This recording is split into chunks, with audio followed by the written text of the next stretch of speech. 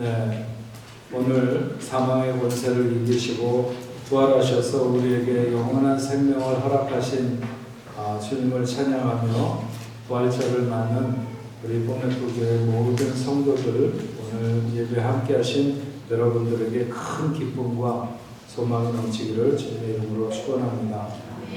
얼마 전에 제자 훈련을 하는 중에 부활의 권능이라고 하는 편을 공부하면서 거기에 보면 부활은 인간의 어떤 기대와 무관하게 하나님 편에서 이루어졌다는 것을 공부했습니다. 예수님의 제자들이라든지 아니면 그의 추종자들 중에서 예수님이 혹시 부활할지도 모른다, 이런 마음을 가진 사람, 그런 기대를 한 사람, 그래서 어떤 준비를 하고 있는 사람은 아무도 없었습니다. 혹시 그런 일이 일어나지는 않을까, 만에 하나라도 이렇게 생각하는 사람도 없었습니다. 모두가 다 예수님의 죽으심 때문에 그들이 낙심과 시리에 빠져 있었던 것이죠. 그래서 부활은 오직 우리와 상관없이 하나님 편에서 준비된 죽음을 이기는 하나의 역전 드라마와도 같았다 하는 것입니다. 그런데 그 부활하신 주님을 가장 먼저 만나게 된 사람, 그와의 만남을 다른 사람들과의 만남보다 꽤 의미 있고 비중 있게 다루는 한 사람이 있습니다. 그 사람은 오늘 본문에서 우리가 읽은 꽤 길게 기록하고 있는 막달라 마리아입니다. 역사적으로 엄청난 인물이라 해도 성경에 그 이름을 한 줄 올리는 게 쉬운 일이 아닙니다. 그런데 본문은 분명히 그녀를 특별하게 대우해서 이 기사를 이렇게 길게 쓰고 있습니다. 성경에 여러 명의 마리아가 나옵니다. 그 중에 이 막달라 마리아는 디베리아 호수, 그러니까 갈릴리 호수 주변에 있는 막달라라고 하는 그런 동네의 마리아는 굉장히 많은 사람의 이름이었죠. 그러니까 막달라라고 하는 동네에 사는 마리아라고 하는 여인이었죠. 지난번 저희가 차들 선교사님들을 다 모시고 이스라엘 성지순례를 갔을 때 이 막달라라고 하는 곳에서 생피에르라고 하는 그 베드로 고기, 그 물고기, 호수에서 나오는 그 물고기로 이렇게 그 튀겨가지고 점심 식사를 하게 되는데 그 식사를 했던 기억이 납니다. 근데 이 막달라 마리아가 굉장히 오해를 많이 받고 있는 그런 인물 중에 한 명입니다. 특히나 그 중에서 막달라 마리아가 창녀였었다, 이렇게 얘기하거나 간혹 설교하시는 분들도 있는데 그건 정확하지 않은 정보입니다.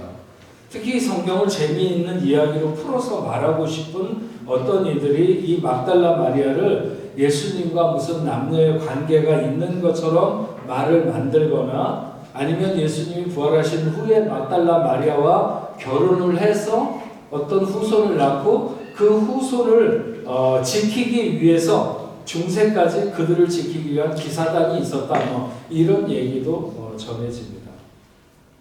우리가 잘 아는 뮤지컬 지저스 크라이스트 슈퍼스타에서도 막달라 마리아를 예수님의 어떤 연인으로 묘사를 하죠. 성경에 나오는 베다니에 살던 나사로와 그 마르다, 그의 동생이 마리아였는데 이 막달라 마리아를 마르다의 동생과 같은 인물이라 이렇게 보는 사람들도 있고, 시몬의 집에서 향유를 부은 여인, 이 여인은 틀림없이 창기였던 것 같습니다. 그런데 이 여인으로 이렇게 오해하기도 합니다. 하지만 성경에서 밝히고 있는 것은 이 막달라 마리아가 7 귀신을 들렸다가 거기서 예수님으로부터 그 귀신을 쫓아내는, 그래서 치유가 돼서 다른 여인들과, 성경에 나오는 여인들과 같이 이렇게 다니면서 예수님을 섬기거나 예수님의 일행을 자신의 재산을 다 드려서 이렇게 섬겼다고 하는 것으로 기록되고 있습니다. 물론 성경에 이 사람이 창기가 아니었다는 말은 없습니다. 그렇다고 해서 그를 창기라고 생각할 필요는 더더욱 없습니다. 그녀를 부각시키기 위해서 그녀의 드러나 있거나 밝혀지지 않은 점을 너무 적극적으로 추론하는 것은 그건 안 된다 이렇게 봅니다.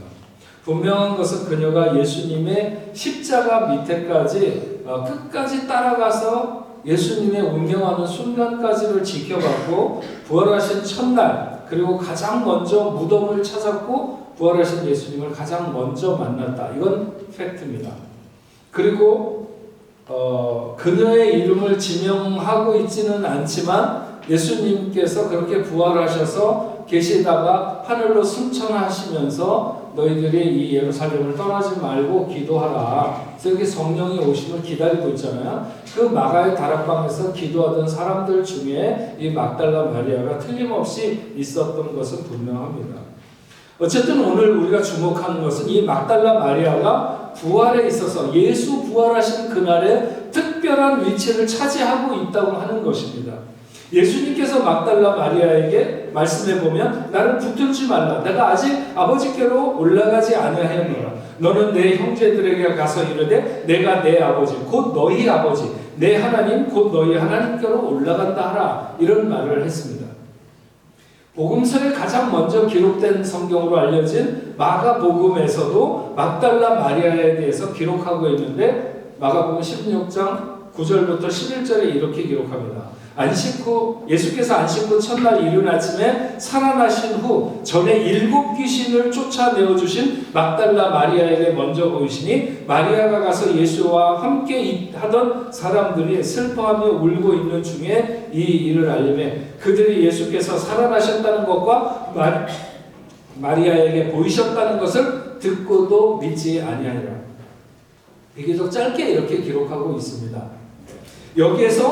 여기에 비해서 요한복음, 오늘 우리가 본문으로 생각하고 있는 요한복음에는 그 주님이 부활하신 그날 아침이 어떻게 전개되었는가 하는 것을 비교적 이렇게 펼쳐서 상세하게 알려주고 있습니다.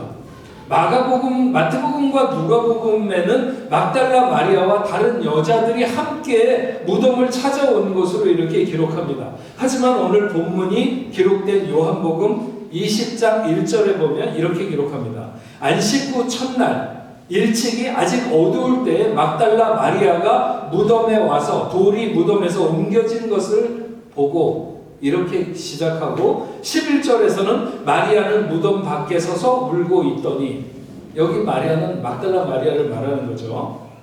요한은 다른 여인들은 기록하지 않고 오직 막달라 마리아의 이야기만 하고 있습니다. 부활의 아침에 막달라 마리아를 제외하고 야고보의 어머니 마리아와 살로메가 그 자리에 갔느냐 안 갔느냐 하고 묻는다면 간 것으로 보입니다. 성경 전체적으로 다 보면. 그럼에도 불구하고 요한은 단지 막달라 마리아에게만 초점을 맞춰서 성경을 기록하고 있습니다.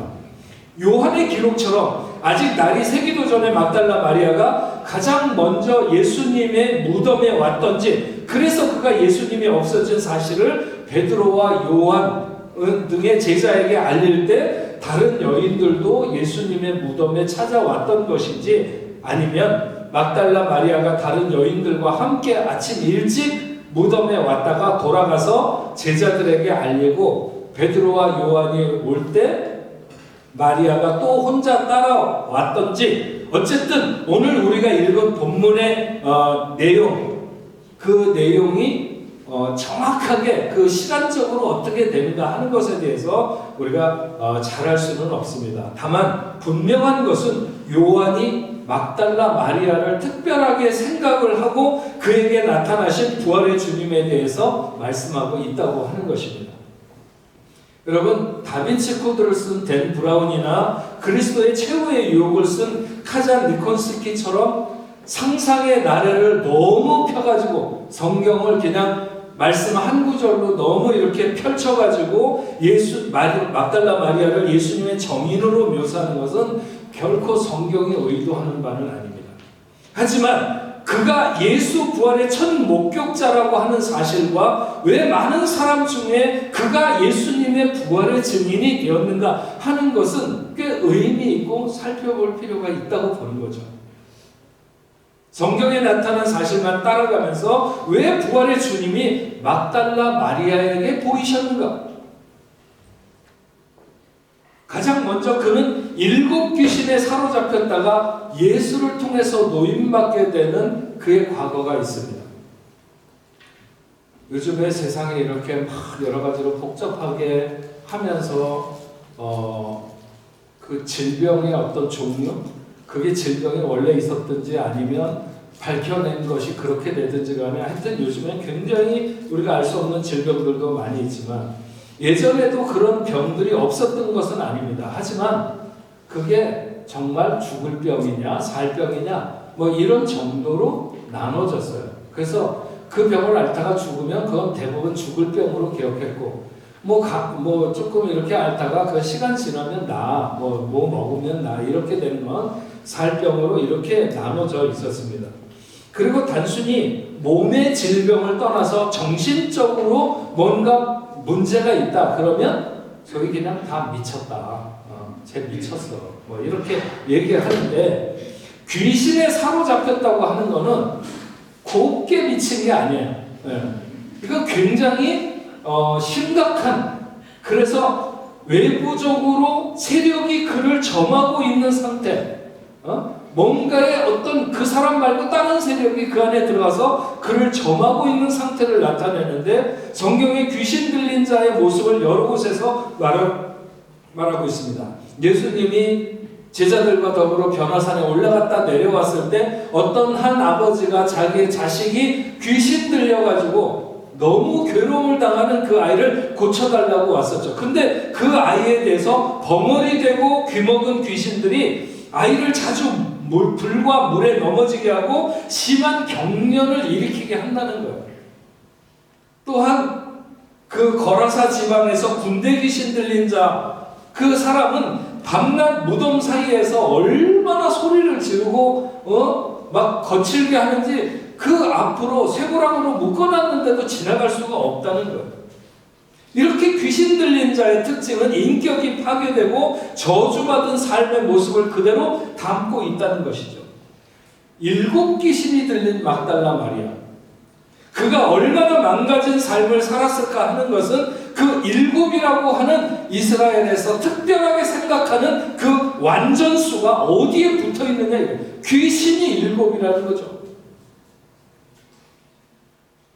그래서 이 여인이 도대체 얼마나 비참한 상태에 놓여 있었는가 하는 것을 우리가 충분히 짐작해 볼 수 있습니다. 그 누구에게도 그에게서 희망을 찾을 수 없는 매우 비참한 지경에 놓인 여인이죠.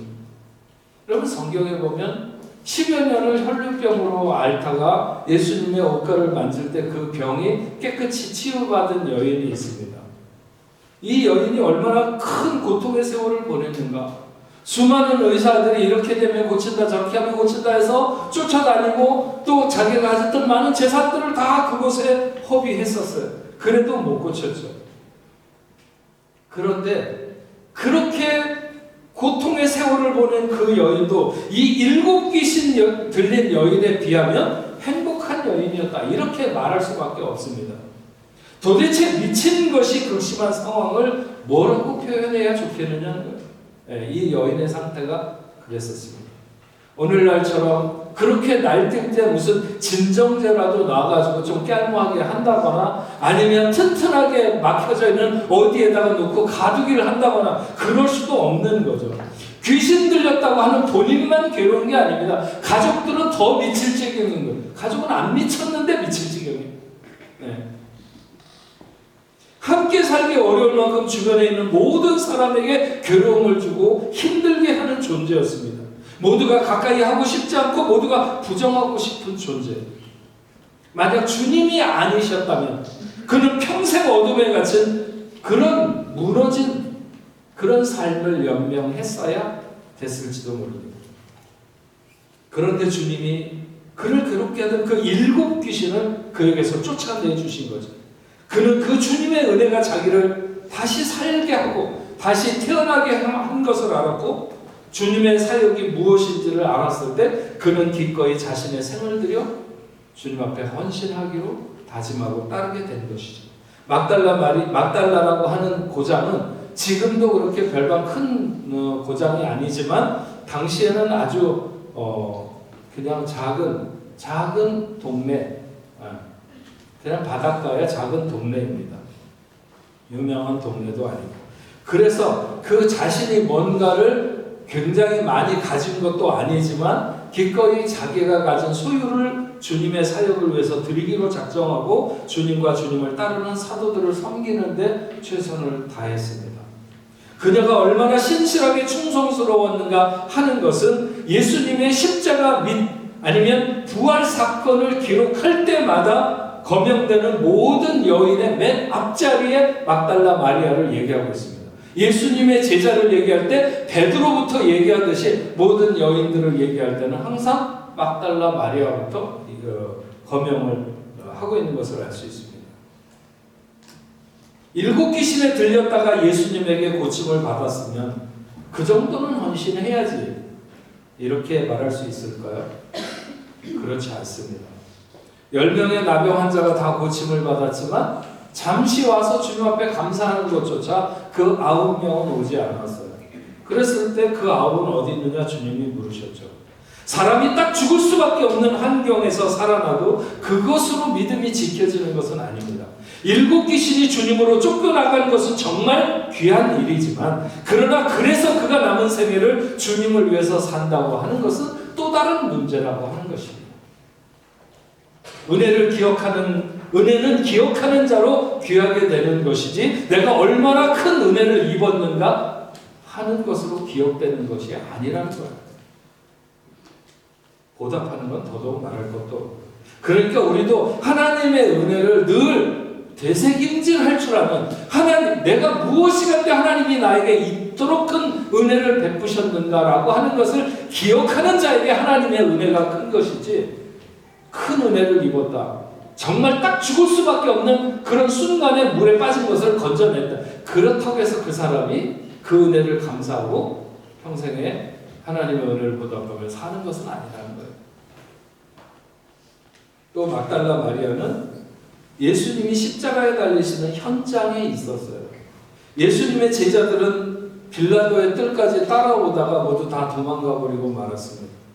얼마 전까지만 해도 말고의 귀를 내비치면서 정말 예수를 위해서 자기가 호위무사가 되리라 이렇게 다짐했던 베드로조차도 주님이 무력하게 끌려가시고 이제는 더 이상 가망이 없을 것 같다 이랬을 때 그는 비굴하게 뒷걸음질 치기 시작했습니다. 물과 피를 쏟으시는 주님을 올려다보는 그런 그 예수의 어머니 마리아는 아마도 거의 실신하지 않았을까요? 그 물과 피를 그 흘리고 계신 자기 아들을 올려다보는 그 밑에 십자가 밑에 있었던 마리아는 거의 실신하지 않았을까요? 그러니까 예수님께서 내려다 보시면서 어머니에게 그리고 그 어머니를 요한에게 부탁하는.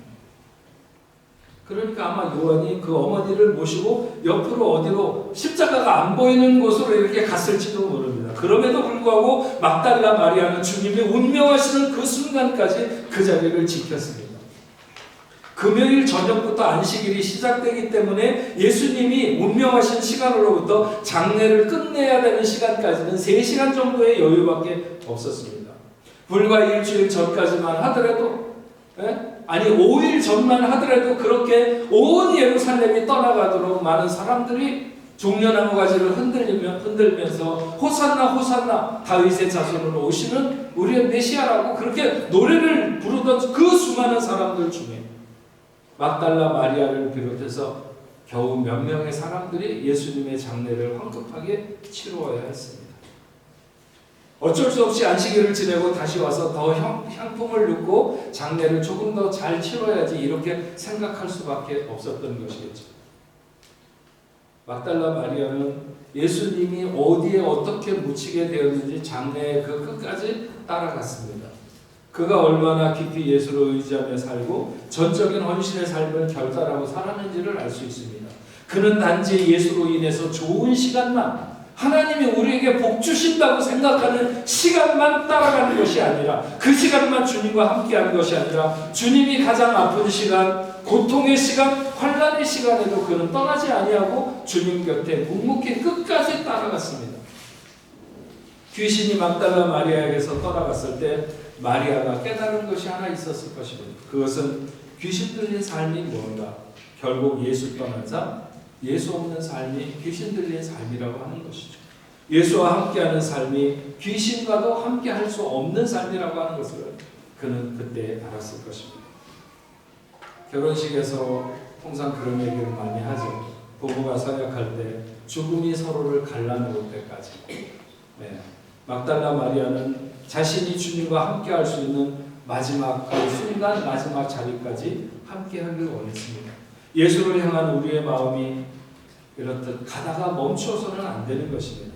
예수와 동행하는 우리의 삶이 멈추면 안 되고 길이 끝까지 주와 함께하고자 하는 자세를 우리는 막달라의 모습에서 봐야 된다고 하는 것입니다. 막달라 마리아는 부활하신 주님을 가장 먼저 만나는 영광을 누리게 됩니다. 막달라는 갈릴리 호수 옆에 있는 동네라고 그랬죠. 안식일이기 때문에 예루살렘에서 거기까지 이동할 수도 없고 그래서 아마 그는 예루살렘에 머물렀을 것입니다.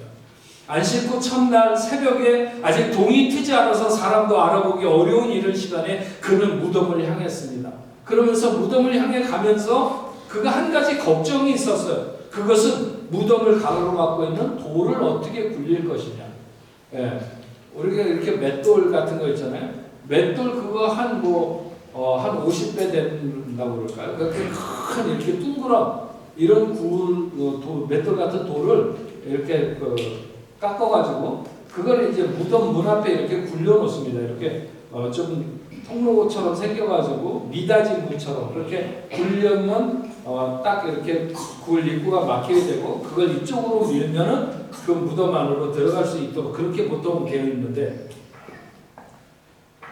자기가 전날 그 전에 예수님께서 아리마대 요셉을 통해서 그 무덤에 들어갈 때 그 돌이 굴려져서 막혀 있는 걸 보고 자기가 떠났기 때문에 그 돌을 자기 여자가 어떻게 그것을 옮길 수 있을까 이런 걱정을 하면서 갔던 것이죠. 그런데 가보니까 이미 돌이 굴려져 있고 몸을 구부려서 안을 보니 예수의 시신이 없는 것이었어요. 그래서 막달라 마리아는 베드로와 요한에게 달려가서 얘기를 한 것이죠. 예수님의 시신이 없어졌다는 이야기를 듣고 베드로와 요한이 달려옵니다. 요한은 자신이 거기 있었기 때문에 잘 아는 거예요. 그래서 자기가 아마 베드로보다 좀 젊었나 보죠. 자기가 먼저 뛰어왔어요. 예. 그 기록을 그렇게 해놓고 있어요. 정확하게. 자기는 베드로보다 먼저 달려서 도착했지만 무덤에 들어가지 않고 그냥 구부려가지고 무덤 앞만 들여다봤다는 거예요. 근데 조금 늦게 베드로가 도착해서 베드로는 성격상 그럴 타입이 아니잖아요. 그러니까 베드로는 안에까지 들어가서 본 것이죠. 그랬더니 예수님이 쌌던 세마포와 머리를 쌌던 수건이 서로 다른 곳에 놓여 있었다는 거예요. 그렇게 베드로와 요한이 예수님이 무덤에 없어진 것을 확인하고 거기에 있다가 그 사람들은 집으로 돌아갔어요. 근데 아마 그때쯤 이 막달라 마리아가 두 번째로 다시 온 것이죠. 와서 무덤 앞에 서가지고 울고 있었다. 그게 오늘 우리가 읽은 마리아는 무덤 밖에 서서 울고 있더니 하는 이 기록이 시작되는 것입니다. 그렇게 울고 있으니까 누군가 여자애 어찌하여 우느냐? 천사들이 있었던 것이죠. 그래서 그 천사들과 몇 마디 하고 있는 중에 부활하신 주님이 마리아 뒤에 나타나시는 거예요. 주님도 물어보죠. 여자애 어찌하여 울며 누구를 찾느냐? 엠마오의 제자들이 부활하신 주님을 못 알아봤던 것처럼 마리아도 예수님을 못 알아봤어요. 그랬을 때 주님이 마리아가 평소에 늘 많이 듣던 음성이죠. 그 음성이 들릴 때 그의 눈이 밝혀져서 주님인 줄 알게 된 거예요. 그래서 여기서 마리아가 라보니라고 하는 것은 평소에 자기가 주님을 부를 때 정말 그렇게 선생님이라고 불렀는지 모르지만 하여튼 여기에는 선생님이라고 기록되어 있는데 그만큼 이렇게 친근하게 평소에 주님을 부르던 그런 그 이름으로 이렇게 부르면서 그를 붙잡으려고 했던 것이죠. 부활하신 주님의 첫 목격자. 보고 싶어서 볼 수 있는 것이 아니라 보여주셔야 주님이 보여주셔야 볼 수 있었던 부활의 주님. 주님은 부활하셔서 가장 먼저 막달라 마리아에게 자신을 나타내셨습니다. 왜 마리아에게 나타내셨을까요? 어쩌다 보니 마리아에게 먼저 나타난 것이 아닐까? 그건 아닐 것 같습니다. 성경이 그렇게 대충 되는 대로 쓰여지지는 않습니다. 앞에서 제가 아무도 주님의 부활을 기다리는 사람이 없었다고 그랬죠. 그러면 막달라 마리아는 주님의 부활을 기다리고 있었는가? 아닙니다. 그도 그런 일이 일어날 거라고는 생각지도 못했습니다. 하지만 예수가 곁에 안 계심을 막달라 마리아만큼 안타까워하거나 자신의 삶의 의미를 몽땅 예수에게 걸었던 사람, 주님의 죽으심이 너무나도 힘들고 안타까웠던 사람, 아직 주님을 위해서 뭔가 하는 것 말고 새로운 사명에 대해서 알지 못했던 그녀에게 예수님의 죽으심은 마치 세상이 무너져버린 것 같은 그런 큰 성실감에 빠졌을 것입니다. 예수님이 막달라 마리아에게 가장 먼저 나타나셔서 부활의 소망을 안겨주신 것은 바로 누구에게 가장 기쁜 소식이 될 것인가? 누구에게 가장 내가 다시 산 것이 누구에게 가장 기쁜 소식이 될 것인가? 바로 그 사람에게 나타나셨다고 생각합니다. 주님의 마음은 누구로 인하여 가장 기쁠까요? 자기를 가장 사모하는 마음을 가진 사람. 그런 마음, 그것은 하늘의 천사가 수도 없이 노래하는 그 노랫소리보다도 훨씬 더 주님의 마음을 기쁘게 했을 거라고 생각이 듭니다. 부활의 기쁜 소식은 막달라 마리아로부터 시작합니다. 내가 주를 보았다. 내가 주를 보았다. 이것은 기쁨의 탄성이고 놀람의 비명입니다. 막달라 마리아는 부활하신 영광의 주님을 만나고 주의 형제들에게 전파할 사명을 위임받고 파송의 명령을 받게 되는 거죠. 그 명령을 준행하는 것은 그의 기쁨의 연장이라고 말할 수 있습니다. 얼마나 제자들이 극한 슬픔에 빠져 있는 것을 알고 있었던 마리아는 자기가 전할 기쁨의 소식, 부활의 소식, 이것이 그 모든 사람들을 기쁘게 할 것인지, 그 좌절과 낭만 속에 있는 사람들이 환호를 터뜨리는 일이 될 것인지, 얼마나 놀라운 소망이 될 것인지, 부활하신 예수님께서 엠마오의 제자들이나 아니면 디베랴 바다에서 고기를 잡던 제자들에게 나타나셨을 때 나타나셔서 모두에게 하신 것은 가서 복음을 전하라 하는 것이었는데, 그런데 베드로나 요한이나 야고보나 아니면 다른 어떤 제자들보다, 심지어 그의 어머니보다 먼저 주님의 제자가 전해야 될 부활의 메시지를 주님으로부터 직접 받은 사람이 누구냐? 예수님이 세상에 오실 때, 처음 오실 때에는 나사렛이라는 동네에 마리아라고 하는 동정녀 처녀가 그 첫 소식을 들었는데, 부활의 첫 소식은 막달라 마리아에게 주셨습니다. 막달라 마리아가 주님을 향한 마음은 누구 못지않아도 사실 따지고 보면 굉장히 연약한 여인일 뿐이죠.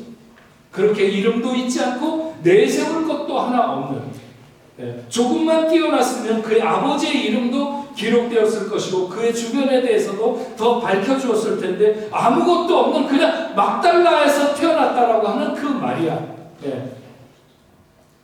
정말 주님을 순전하게 사랑하고 그를 향한 진정 어린 마음과 그의 발걸음을 돕는 깨끗한 자세를 가지고 주님을 따르던 여인, 주님이 부활하셔서 가장 먼저 그에게 보이신 것은 그를 위로하고 싶었고 그에게 기쁨을 주시고 싶었던 주님의 마음을 우리가 알 수 있습니다.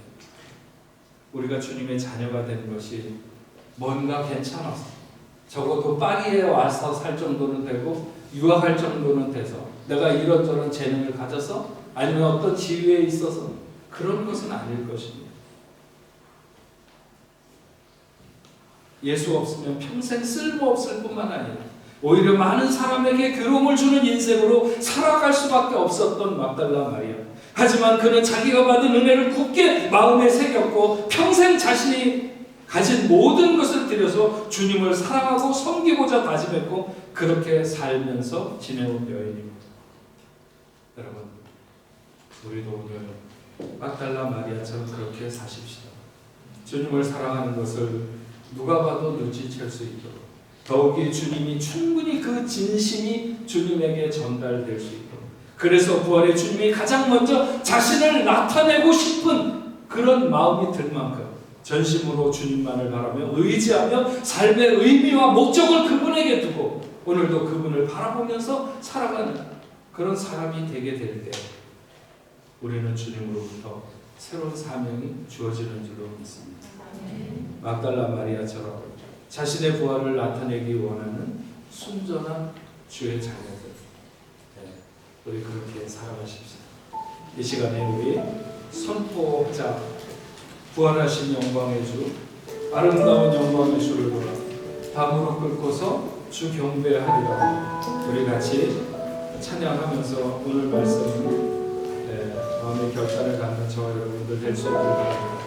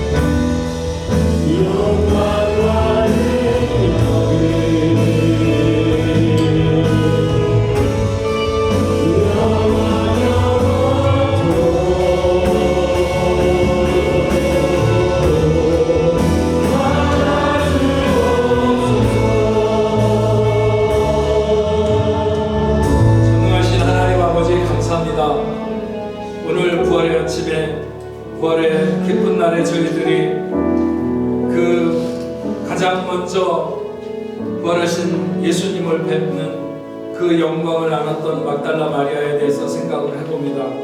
왜 주님이 그 많고 많은 사람들 중에서 자기의 어머니도 아니고 그 3년 동안 함께했던 제자들도 아니고 막달라 마리아에게 먼저 나타나셨는지, 그것은 아마도 그가 예수로 인하여 삶이 변한 이후로 그렇게 진실되게 한결같이 정말 예수 앞에만 자신의 생을 걸고 예수 앞에 자신을 쏟아놓으면서 삶의 의미와 목적을 다 거기에 두고 살았기에 예수님께서 세상을 떠났을 때 어쩌면 가장 많이 슬퍼했고 가장 많이 힘들어했으며 가장 많이 안타까워하지 않았을까. 그래서 주님이 부활하셨을 때 그에게 가장 먼저 나타나지 않았을까. 오늘 우리가 말씀을 통해서 충분히 그렇게 생각해 볼 수 있습니다. 하나님, 저희들도 예수로 인하여 변화받고 새로운 삶을 살아가는 하나님의 자녀들입니다.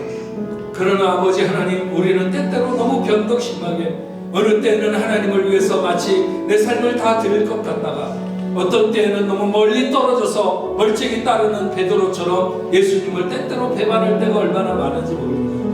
오늘 다시 한번 부활의 아침에 그 예수님을 만나고 새로운 사명을 받던 막달라 마리아에 대해서 우리가 생각했던 것처럼 주님, 저희들도 일평생을 그렇게 신실하게 하나님 앞에 온전히 우리의 자신을 드리길, 또 아버지 하나님의 삶의 의미와 목적을 거기에 두고 충성하며 살아가는 하나님의 자녀들이 다 될 수 있도록 주여 도와 주시옵소서. 오늘 하나님 앞에 귀한 예물을 올려드립니다. 부활절을 맞아 예물을 구별한 당신의 사랑하는 자녀들을 복되게 하여 주옵소서. 주신 모든 것이 하나님의 손에서 받은 것입니다. 우리가 하나님 앞에 돌려드릴 때 억지로나 인색함으로 드리지 않게 하시고, 하나님께서 보호하시는 우리의 사업, 가정, 직장 하는 모든 일들 하나님께서 함께 하시는 줄로 믿습니다. 우리가 11조로 감사 예물로 선경금으로 주일원금으로 목적 헌금으로 하나님 앞에 올려드립니다. 드리는 이 예물들 하늘나라의 보화로 아름답게 사용될 수 있도록 주여 도와주시고, 이 땅에 세우시는 하나님의 교회가 저 중동과 아프리카에까지 아버지 하나님 복음을 전하기에 부족함이 없는 그런 하나님의 교회로 세워질 수 있도록 주여 도와주시옵소서.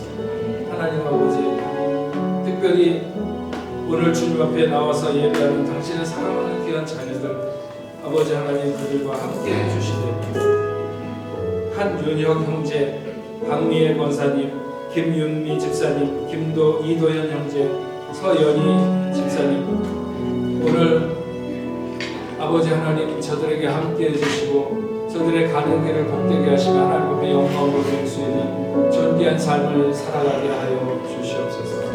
우리 교회 모든 성도들 어떤 질병이나 어떤 힘겨움으로 아파하든지 하나님 그들을 긍휼히 여겨 주옵소서. 코로나19로 인하여 힘들어하고 있는 형제자매들이 있으니까 하나님 그들에게 함께 해주시고 예수의 그 권능의 이름으로 그 모든 질병을 물리치고 깨끗함 받을 수 있도록 주여 도와 주옵소서. 아버지 하나님, 전쟁으로 인하여 고통받고 있는 백성들도 불쌍히 여기시고 할 수만 있다면 우리의 마음이 그곳에 닿을 수 있도록 주님 도와 주시옵기만을 간절히 바라고 원합니다. 하나님, 당신의 사랑하는 귀한 자녀들 흩어져 있는 모든 성도들 위해 주님 은혜로 함께하여 주옵소서. 감사합니다. 예수님의 이름으로 기도합니다.